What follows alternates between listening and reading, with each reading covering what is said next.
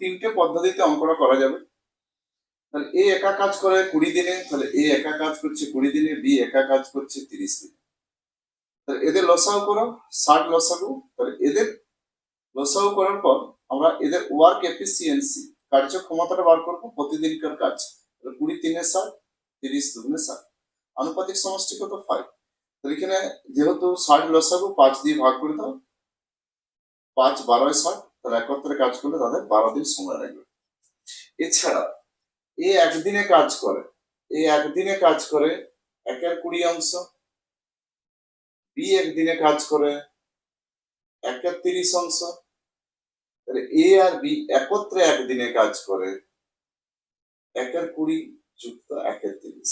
লসাগু করলে এখানে আসছে কত 60 লসাগু, 20 3 60, 30 2 60, 5 60 অংশ হচ্ছে একদিনে। তাহলে 1/12 অংশ, তাহলে 1/12 অংশ করে একদিনে, তাহলে এক অংশ কাজ কত করবে তখন? তাহলে এই অংশকে উল্টে দিলে আবার দিন হয় 12 দিন।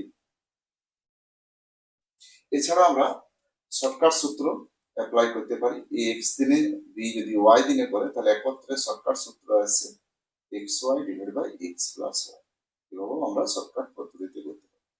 তাহলে এখানে দেখো 20 × 30 ডিভাইড বাই 20 প্লাস 30। তাহলে দেখো 20 × 30 ডিভাইড বাই 20, 30 আসছে 50।